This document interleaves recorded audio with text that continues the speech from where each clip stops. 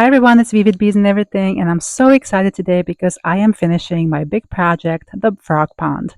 I've been really thinking about this project for a couple of years now, so this is really a dream come true for me.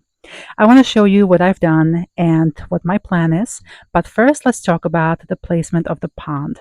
I chose a more shady spot of the lot, and that's because we have really hot summers here, and this will help to keep the water in and keep it from evaporating and also save the liner in the long run.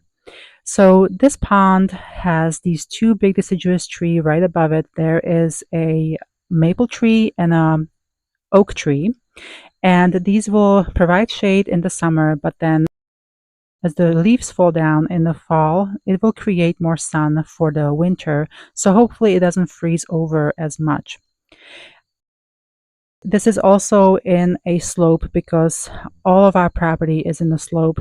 So I had to deal with that by building this berm on the bottom and the sides of the pond to keep the water in. And let me show you a more close up here. I also ran into some big roots, of course.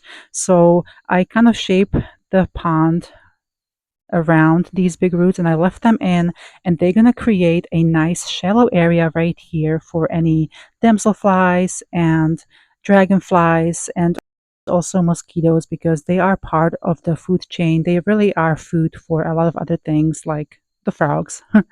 And so of course, I count on them too. And let me show you the berm here. So I made it much taller and wider than it's necessary, just in case any erosion happens. But I compacted everything with a temper, and the soil here has a lot of clay, so that really helps a lot with shaping it and keeping it in place too. And this pond is now 19 feet across, and I try to go for 3 feet deep because that's the minimum requirement for overwintering frogs. And I got to test it out in a rainstorm a couple of weeks ago. It actually filled up all the way and it held. It worked perfectly. And originally I really wanted to use bentonite clay, make it all natural, to keep the water in, but it would be just too expensive. And also, I was worrying about the bentonite clay sliding from the sides. So I decided to go for the reinforced polypropylene liner. And this is it right here. And I'm going to show you a little close up here. So it's really thin and light, but it's puncture proof. And I bought it from Everything Ponds company. And this is a 20 by 20 size. And here I have some other supplies. This is a coconut core mat that I'm going to be using to kind of cover the plastic on the berm side so it looks more natural. So let's look more in here inside the pond. I want to show you what I did. So at the bottom of the berm on the inside, I have built this shelf here.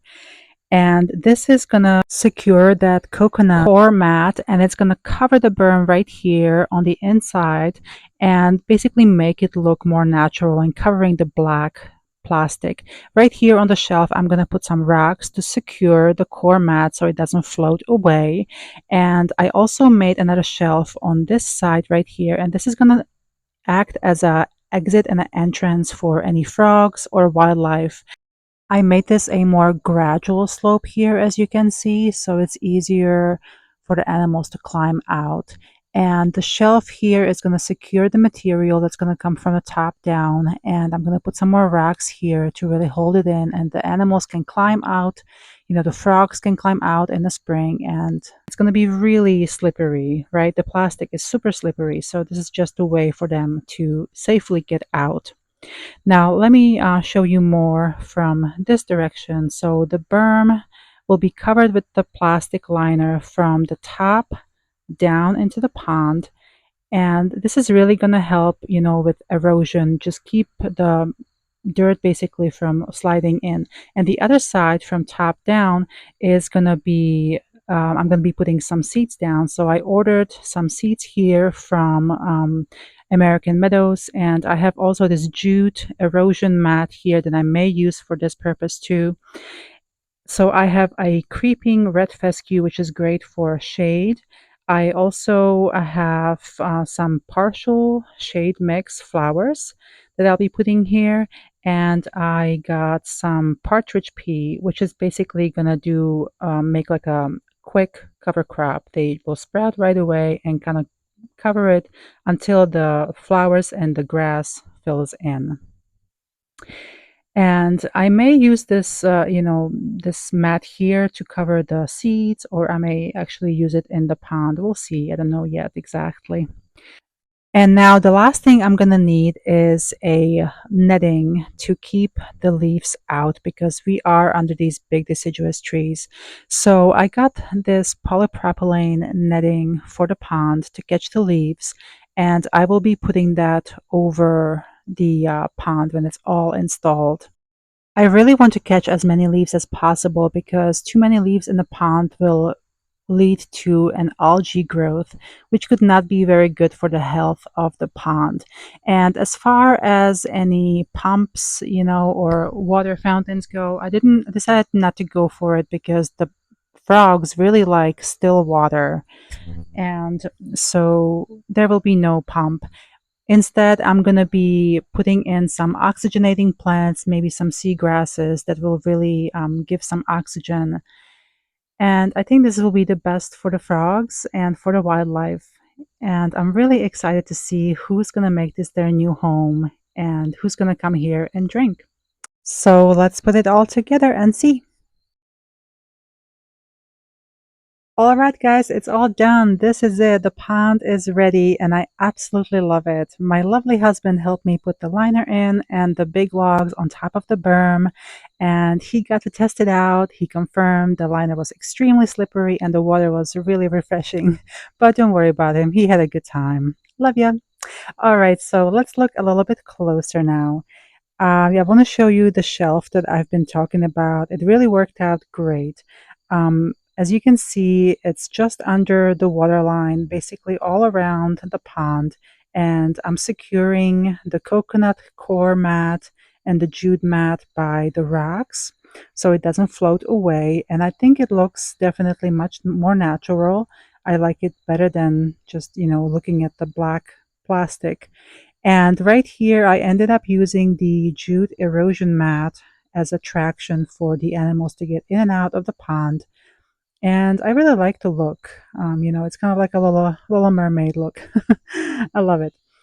And I ended up using also some burlap right here. And I'm going to see which material really holds up the best and what works better. They are all biodegradable, so we will see how long they hold up.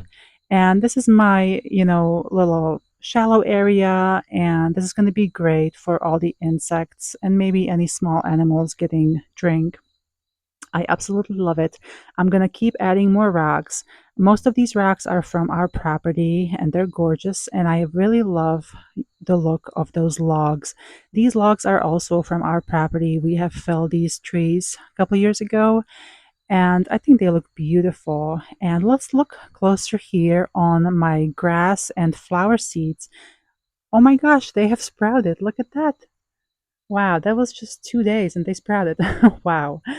Wow, look at that. So what I did is I first sprayed the dirt with some water, and then I put the seeds on so they kind of stick to it, and then I water them again and keep watering them every day. We also are having some rain, so that really helps. And here is the liner, and see how I cut it around just under those logs and rocks with a sharp razor knife. That was really the perfect tool for the job.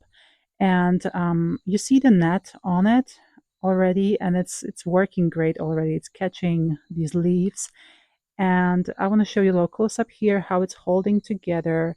So it just has these plastic spikes, and I got this product off of Amazon, and I have to say, it's really easy to install and works great.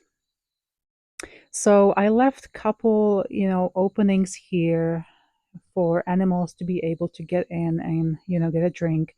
We have a nice little groundhog family living here. And I already installed a wildlife meadow right next to their den, and now I made a watering hole for them. So they are in a groundhog heaven and they are never leaving here. So I left a little opening over here as well for any frogs or animals to be able to go into the water. And I know, the netting is not the most wildlife friendly, but I have to keep it on at least for a couple months until all the leaves are fallen down from the trees. And I'm keeping it off the water surface because if it's touching the surface of the water, it could damage any frog eggs. And right here, I'm also making a little bog or water garden, rain garden. And this is to catch any runoff from the garage downspouts.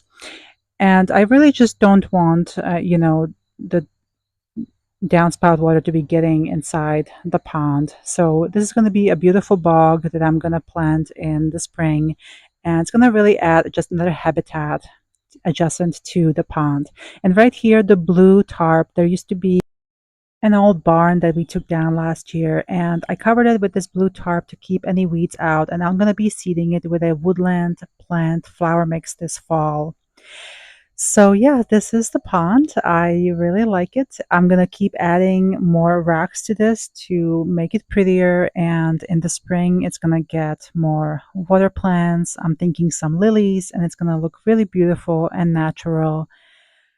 So yeah, I'm really happy with it. Thanks guys for watching, and have yourself an amazing day.